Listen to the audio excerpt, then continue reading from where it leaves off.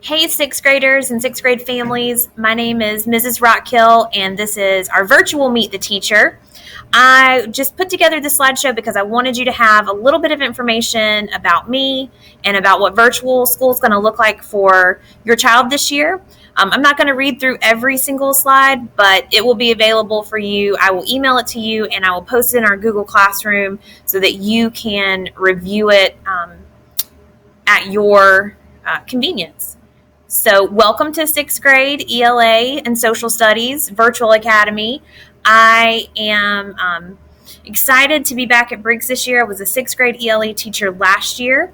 I've taught in the district at Wallace Gregg Elementary several years ago. I moved around quite a bit and taught in Richland 2 in Columbia, South Carolina, and then I also taught in Washington State, about 3,000 miles away from here. So I'm back in Florence, back at Briggs, excited to be here and helping your child learn through the Virtual Academy this year. I am recently married. I have two sons who attend Briggs. I have a daughter who's in the 4K program in the district, and then I also have two stepdaughters who I love spending time with. They keep me busy when I'm not at school. This is my contact information. My email address is listed there. It's ewestbrook@fsd1.org.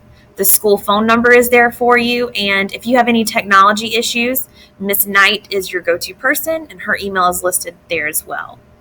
The biggest thing to remember about Virtual Academy is that we're treating Virtual Academy the very same as brick and mortar. If you were to be walking the halls of Briggs Elementary and walking right into this classroom, the attendance and behavior policy are the exact same for Virtual Academy as they are for face-to-face instruction. So if you're going to be out one day, if you have a doctor's appointment during class hours, or if you're going to be out of town or you simply don't feel well, please make sure that you email a note or a doctor's excuse to this email address below. It'll send it right to our attendance clerk, and she can make sure that you are coded as having an excuse for being absent.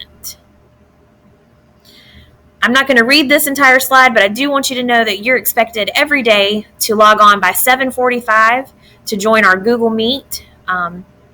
If you're not logged on by 7:45, then you're going to be counted tardy if you log on after that. If you don't log on at all, it'll be counted as an absence, and that will have to be addressed with the front office attendance clerk, just like it would be if you came in late to homeroom or to another class if you were in the building. So it's very important to remember to have your Chromebook ready and charged up, and that you're in a spot where you can work and focus by 7:45 each morning.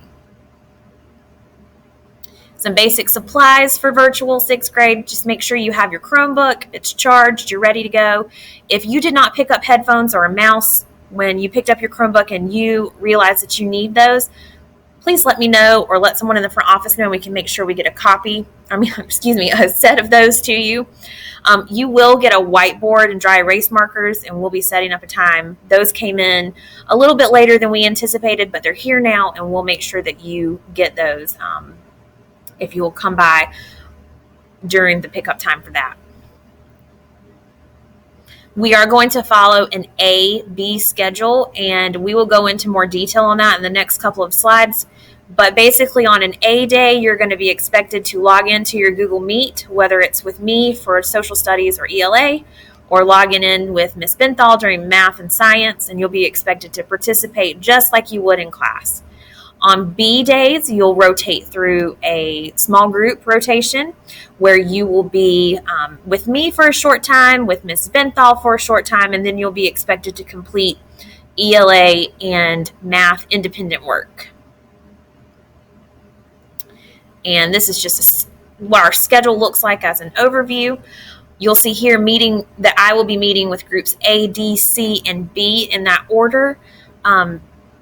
Once we have groups solidified and know what group you'll be a part of, I will let you know exactly where you need to be and when you need to be there so that you are right where you're supposed to be on those B days.